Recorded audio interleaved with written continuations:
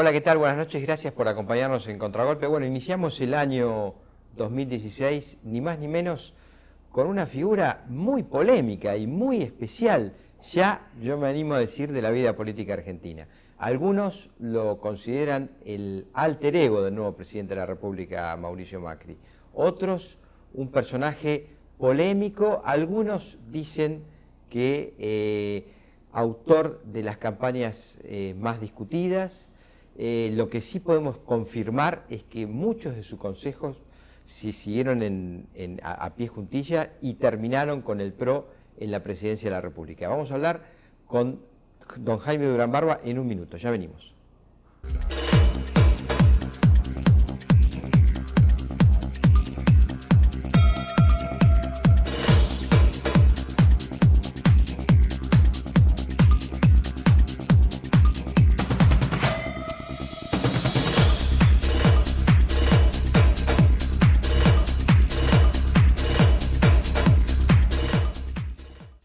Bueno, don Jaime, muchas gracias por recibirnos. Un gusto, bienvenidos. Bueno, muchísimas gracias por su atención, por su tiempo, y no vamos a demorarnos en preámbulos y en monsergas. La verdad es que usted es considerado una suerte de monje negro de la política ya argentina, no de Cambiemos. Una simple definición, no quiero que usted sea autorreferencial, pero bueno, la polémica está planteada. ¿Dónde se ubicaría usted? ¿En qué sentido? Bueno, ideológicamente sería un buen comienzo, y después dentro del espacio que ocupa el nuevo gobierno. Yo creo que ideológicamente hay un lugar claro en el que estoy, fuera de las ideologías. Ahora, ideología se dice que hay en todas las decisiones, en las pequeñas, en las más grandes, en las medianas, que la política es afectar intereses muchas veces. Se gobierna de una elección, se gobierna la otra. Ahí se está poniendo la ideología por delante. Se favorece un sector, se desfavorece a otro. Lo de todos ganan muchas veces no se puede llevar adelante. Entonces es una toma de decisiones ideológica también. No, no es ideológica, es práctica. La democracia es un método para resolver contradicciones. En toda sociedad hay distintos grupos con distintos intereses, no solo económicos, también espirituales, también convicciones, etc. Esos grupos disputan por el poder, arman coaliciones y se alternan en el poder. Eso es la democracia. Entonces, sí, cada grupo privilegia más ciertos temas, ciertas ideas, ciertos intereses, y eso es correcto, pero no tiene que ver con ideologías, tiene que ver con tomas de posición que además hay que contrastar con la realidad. Las ideologías funcionaron antes cuando en realidad la derecha quería sociedades explotadoras y creían que era una gran idea que los ricos tengan toda la plata que puedan y los pobres tengan la menos que puedan. Entendieron los ricos después que no hay cómo. A los ricos les conviene que no haya pobreza, porque si no viven en sociedades insufribles, invivibles. Eso acabó.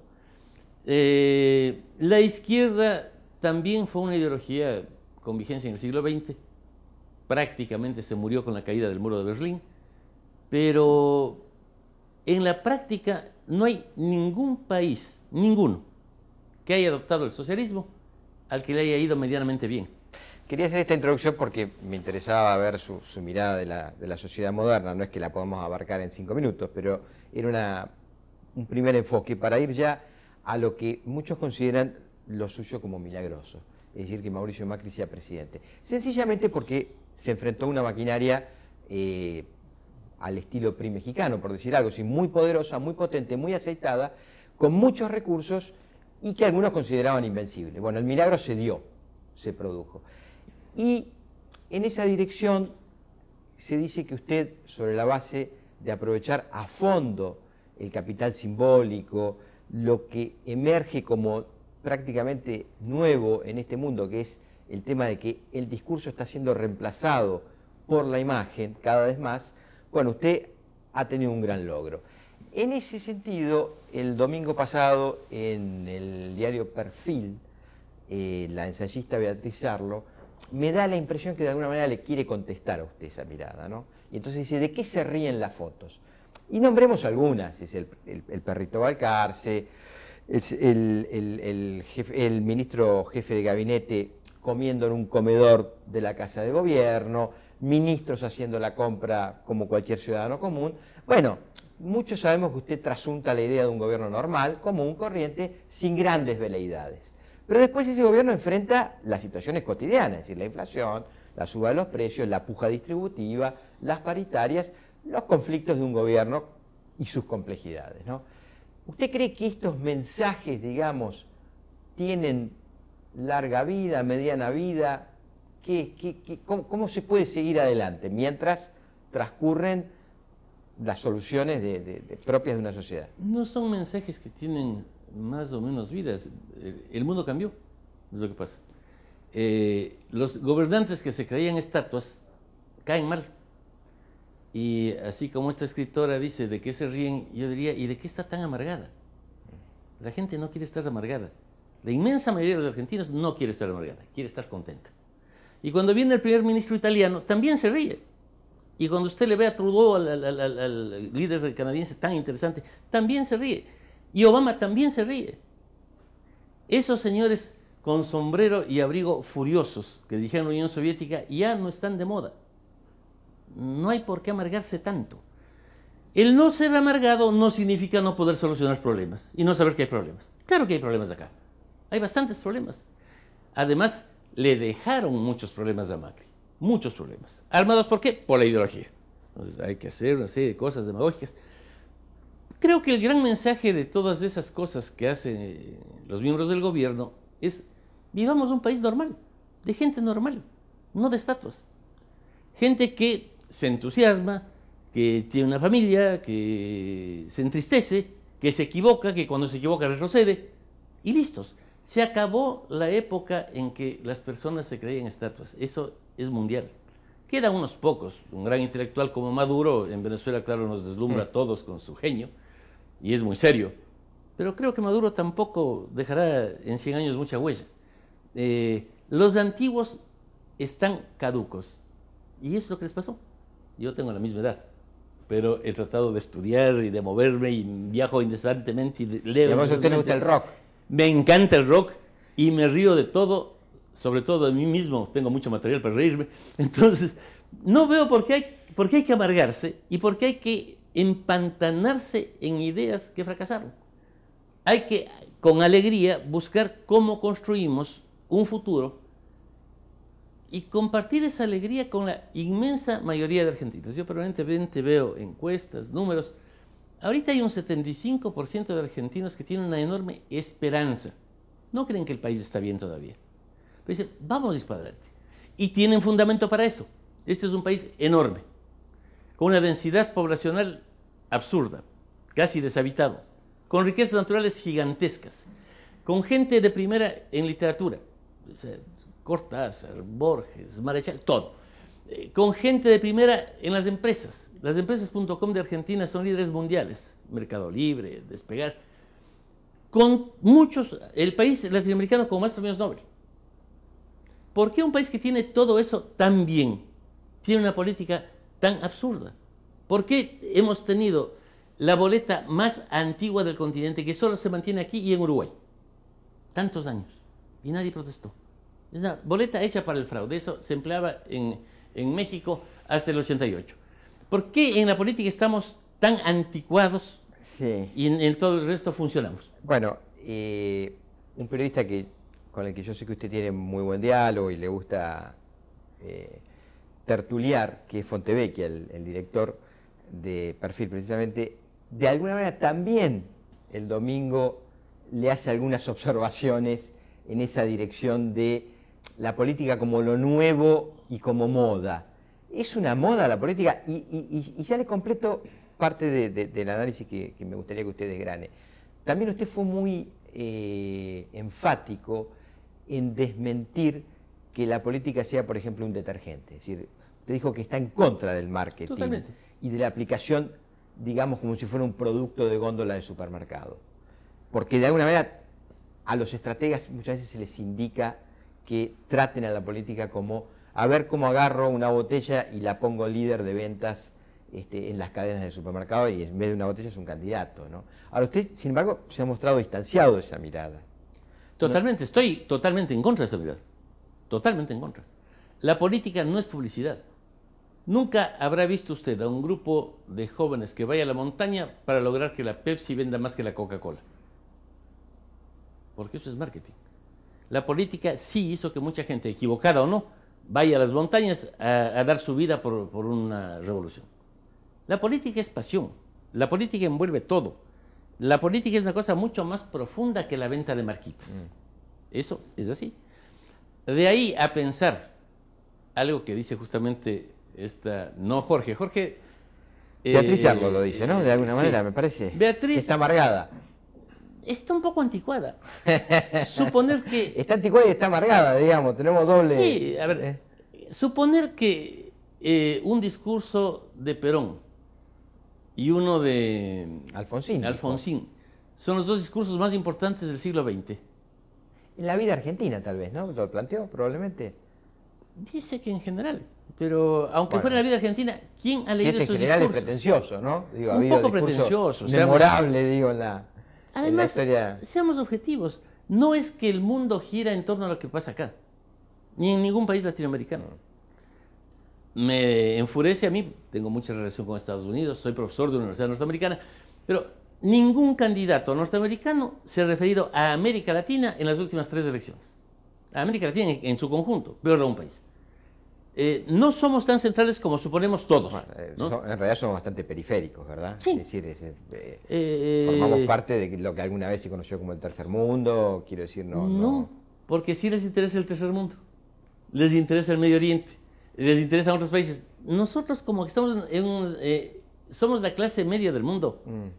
Y entonces nos llamamos la atención porque no somos ni muy pobres ni muy ricos. Ni muy marginales, ni muy centrales. Circunstancia media. No llamamos mucha atención. Pero también, supongamos que solamente nos referimos a Argentina. Esa es una posición ideológica, pensar que esos dos discursos fueron los más importantes del siglo. ¿Qué hacemos los que trabajamos en política de esta otra manera, que es usando el método científico y empírico? Yo oigo eso y digo, puede ser, veamos. Busco una encuesta y pregunto, ¿cuántos argentinos han leído esos dos discursos? Le aseguro que ni el 1%. Ni el 1%. No existen. Y entonces, ¿por qué son los más importantes de la historia? Recordémosle a los televidentes que una de las grandes especialidades suyas es trabajar sobre esos, se denomina grupos focus técnicamente, que son conversaciones guiadas, casi un poco parecieran al libre albedrío, pero para nada, tienen una conducción por expertos, por psicólogos, que van llevando a que la gente que forma parte de ese focus revele pensamientos muy interiores, ¿no? Sí, yo no trabajo nunca solo, ni creo que nada es fruto de la inteligencia o la preparación de una persona. Creo que si algo hice valioso en el PRO fue armar un equipo. Al final de la campaña teníamos unas 100 personas, por lo menos, en el primer nivel, trabajando en todo, en psicología, en Facebook, en esto, en otro. Gente excelente, muy preparada.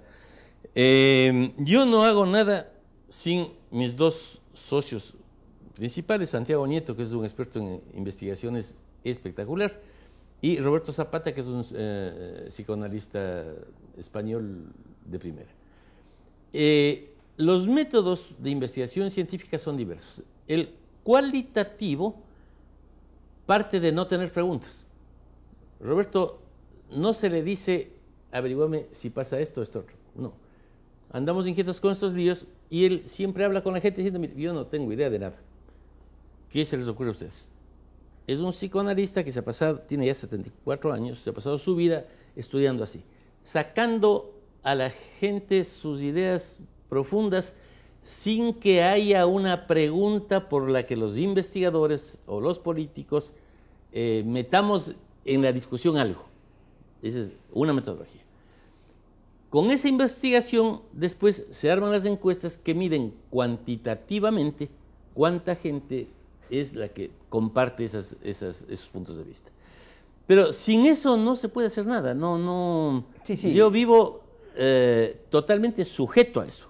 Y permanentemente discutimos los tres, todo, o sea, porque es la integración de esos puntos de vista la que permite tener una noción objetiva de lo que pasa en un país y a partir de la noción objetiva formular un plan que es de estrategia. ¿Y cuánto choca, digamos, todas estas técnicas comunicación, más que comunicacionales, de estudio y de pesquisa de los humores que emite una sociedad, para poder ayudar a un gobierno a que interprete mejor, incluso hasta las demandas que tiene un pueblo, y después, bueno, como decía Perón, la realidad efectiva de cumplir esos sueños, esas demandas, esas expectativas? Es decir, porque finalmente uno puede poner arriba de la mesa un cuadro general de situación, me parece que esa es su máxima responsabilidad, después hay que ejecutar el planteamiento, ¿no?, de esa demanda. Es decir, si eso finalmente no se condice, si el gobierno no conecta con ese humor social, ¿cuánto de sus esfuerzos para que la gente tenga buena onda, se lo pase más o menos tranquila y bien, perduran en el tiempo? No, es que no son una sola cosa. Se trabaja muy íntimamente con quienes gobiernan para saber qué quieren hacer y poder tener un diálogo. Aquí hay 3 ejes desde los cuales sale el buen gobierno o la buena campaña. Uno, lo que piensa el líder. Yo no creo en líderes superficiales, en veletas que obedecen encuestas. Es un disparate. El líder tiene su punto de vista. Sus ¿Le ha ideas. pasado a usted llevar trabajos de campo y que el líder con el que usted está trabajando le diga, no, mire, yo esto no... Pero siempre. No. Usted polemiza bastante con Macri. Muchísimo. Claro. Es más, muchas veces usted ha dicho, yo soy un personaje hasta peligroso porque digo lo que pienso muchas veces. Y siempre diré lo que pienso. Yo ante todo, soy un ser humano que quiere trabajar, quiere entender el mundo. Y además trabajo en política, pero no me importa. ¿Alguna vez le ha dicho que a usted le ha dicho que le aburre la política? La política vieja, sí. Yo esos 2 discursos de Isabel no me leo ni muerto.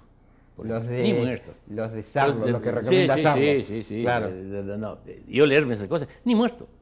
Ni me leo los manifiestos de los partidos, son aburridísimos. No les entiende nadie, no los lee nadie. Normalmente dicen disparates. No, ¿cómo voy a estar contento con eso?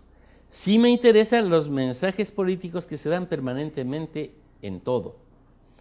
Porque aquí hay 2 visiones. La una, que la política maneje todo. No. Lo que pasa es que todo maneja a la política. ¿Y cuál es el todo? La opinión pública. ¿Y qué es la opinión pública? La opinión pública simplemente es aquello de lo que conversan los habitantes de un país un día determinado. Es la opinión pública. ¿Cuál es la opinión pública argentina? Veamos de qué hablaron los argentinos ayer. Es la opinión pública. Hablaron de deporte seguramente, mucho. Normalmente bastante. Un 50% de deporte, sí. Y hablaron también de sexo, y hablaron también de música, y hablaron de política un 5%. Un poquito. Ahora, la política está manejada por todo eso. Los electores, los ciudadanos, los seres humanos de Occidente se liberaron en las últimas décadas. Yo trabajo en esto 40 años y le pongo un ejemplo. Las actitudes frente al sexo variaron de manera radical. Hace 25 años, ahora estamos en 15, 20 años, y le pongo un caso concreto que he estudiado y puedo comparar. En México, si un candidato le acusaba de homosexual a otro, le hacía un grave daño. Había un 70% de mexicanos que decían, no, yo por un homosexual no voto. El año pasado, estábamos haciendo nosotros toda la campaña en México, y hubo una polémica porque había quienes querían acusar de homosexual a un candidato. Yo, por principio, soy reacio a toda persecución a otras personas por sus inclinaciones. Pero en medio de la gran bronca dijimos, bueno, hagamos una encuesta. Y repetimos la encuesta, la pregunta que habíamos hecho años atrás. Pero metimos una nueva.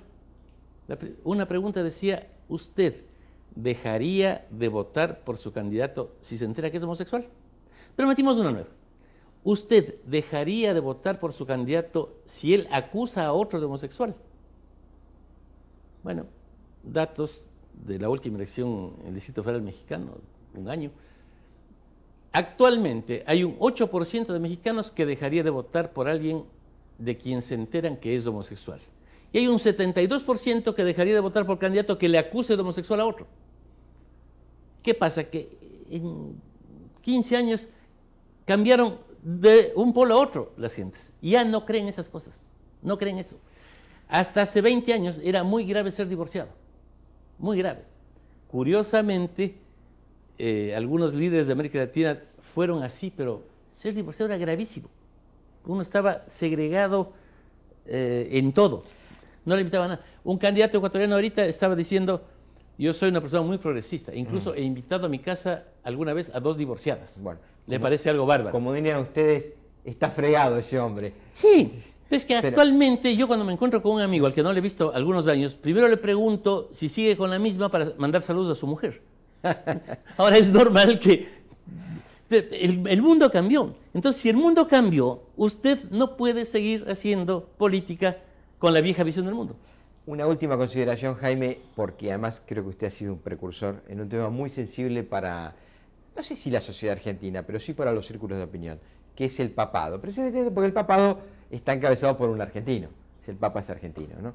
Y además es una figura con condimentos políticos, de origen peronista y demás. Usted se atrevió a decir en plena campaña electoral, me pareció una referencia muy jugada porque su candidato estaba en cuestión, estaba en disputa, que el Papa no aportaba ningún voto. Y la verdad es que su candidato ganó, con lo cual su apuesta quedó confirmada arriba de la mesa, porque goles son amores también en la política. El Papa va a recibir al presidente que usted asesora. Y como yo creo mucho en lo del capital simbólico, el Papa le envía un rosario bendecido a una mujer que se encuentra detenida con un proceso judicial abierto. Para mí, a mi juicio, hay un metamensaje. ¿Usted tiene lectura sobre eso? A ver, empecemos por una cosa. Yo respeto al Papa completamente. Me parece interesante. He estudiado mucha teología. Yo estudié como si me fuese a ser jesuita. Estudié el filosofado de los jesuitas completo. ¿El Papa es jesuita? El Papa es jesuita, no se entiende bien a los jesuitas. Además, hice 3 carreras en una universidad de jesuitas. Estudié en un secundario jesuita y en una primaria jesuita. O sea, más jesuita, imposible. Difícil. Respeto a la compañía de Jesús. He aprendido mucho de ellos. Creo que la carrera que más me sirvió en la vida fue la filosofía escolástica que estudié como si fuese a ser jesuita. Bronca ninguna. ¿No soy creyente? No, no soy creyente. Soy un agnóstico positivo radical. ¿Qué es esto de agnóstico positivo? Me encanta todo y estoy de acuerdo con todo. ¿Y lo radical? Creo en todos los dioses al mismo tiempo y estoy muy contento con eso. Radical porque en realidad no creo en... soy muy radicalmente agnóstico. No, a mí los mitos me parecen divertidísimos. A ver, yo voy a ceremonias religiosas, he ido varias veces. Yo a la procesión de la Virgen Guadalupe he ido unas 5 veces. Y no soy católico, pero es una sensación tan hermosa, tan intensa, que sí. A la Perajera en Sri Lanka he ido varias veces. Es la ceremonia más linda del budismo. He hecho muchas cosas en contacto con lo místico porque me parece interesante. Así que bronca con la religión, tampoco. Ahora, de ahí a que los actuales electores hagan caso a alguien, incluido el Papa, eso no es así. Lo hemos comprobado en todas las encuestas. Hasta hace 20 años los hijos le oían al padre para ver por quién votaba. Y ahora sé que si le digo a mi hijo que vote por alguien, va a votar por otro. Cuando yo era pequeño, me acuerdo todavía mi madre, mi familia era velasquista, que formaba 20 personas que estaban vinculadas, empleados de la casa. Vamos a votar por el doctor Velasco Ibarra. Todos iban y votaban por el doctor Velasco Ibarra 5 veces presidente del Ecuador. Ahora, si usted le dice a su empleada que vote por alguien, va a votar por otro con toda seguridad. Ahora, los feligreses no hacen lo que quieren los curas, los alumnos no hacen lo que quieren los maestros, los hijos no hacen lo que quieren los padres, y los electores no hacen lo que quiere el Papa. No es porque el Papa esté mal. A mí me gusta este Papa. Hay cosas que me han parecido geniales.